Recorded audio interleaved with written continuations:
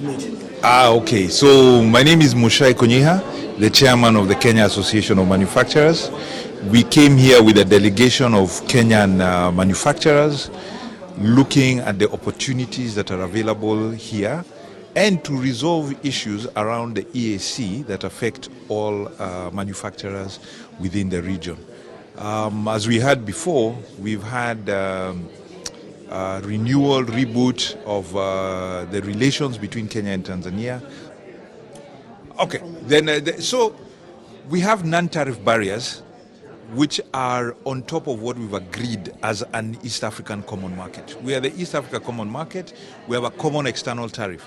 But what you find is when you're trying to transact across the border, you have problems around regulations, about standards, things which we can all agree. In fact, at some level at the East Africa Council, everybody has agreed we need to harmonize these non-tariff barriers that will make trade easier. But somehow we are not yet resolving all of them. So one of our main aims is to be able to sit here and have conversations about those things. We have standards, is one of the big areas between TBS, UBS and KEBS in Kenya. How can we harmonize and get East African standards for many items so that we can be operating in the same level? We have things like pharmaceuticals. When we talk about registration for pharmaceuticals, we are having to register in each different country and maybe the regulations are different and so on.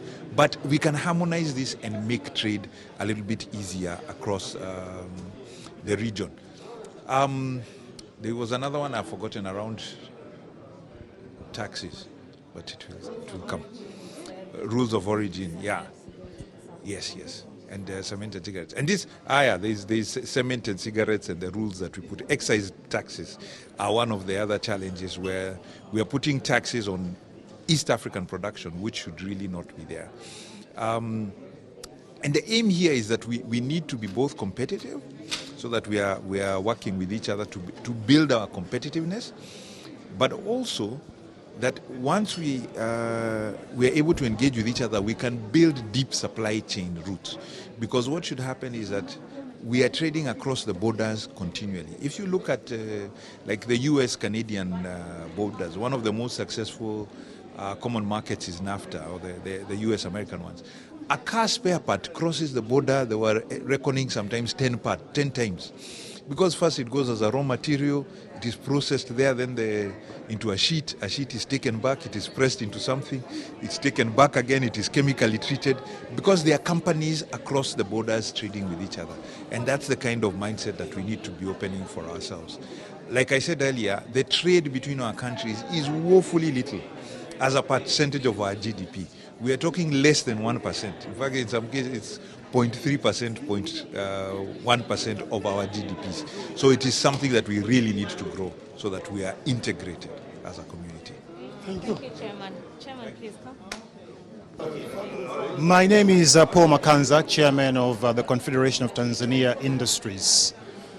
This is a membership association that brings together manufacturers and industrialists in Tanzania. And today we are so happy to have our colleagues from Kenya Association of Manufacturers, KAM, visit us. Now, the purpose of this visit, this is a follow-up from the trip to Nairobi by Her Excellency, our President, Samia Suluhu Hassan, in early May. The presidents of the two countries, Kenya and Tanzania, gave directives to respective ministries to address a number of challenges that would unlock the potential of the East African community in terms of trade and investment. So while they've taken steps, we felt it is also appropriate for the private sector to also begin to comply or take action on those directives. Okay, so what do you expect? What is your hope after this visit? I know the chairman from the Kenya Association of Manufacturers said since Corona we haven't really gone anywhere. Yes. Yeah. What is the hope going forward between the two countries in terms of business, and how will this impact the EAC trade? Excellent. So basically, first of all, let me just mention that KAM and CTI have had a long-standing relationship, and we've met in the past to resolve a number of NTBs and other issues that are required to sort of promote and move forward the East African agenda. Now, unfortunately, because of COVID, we've not been able to meet in the recent past. So it is appropriate that we are meeting now, and basically. Today's meeting, as I said, is a follow-up to the trip to Nairobi by Her Excellency, but also the meeting of the Council of Ministers in Arusha in May, whereby about 64 NTBs were identified. Out of those 64, about 29 were partially resolved.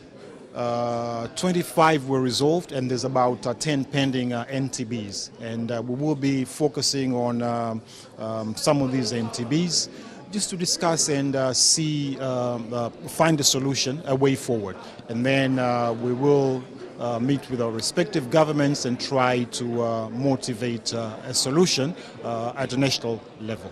Thank you. Yeah. Thank Thank you you so very much, Chairman. That was good, okay? Yes, it's perfect.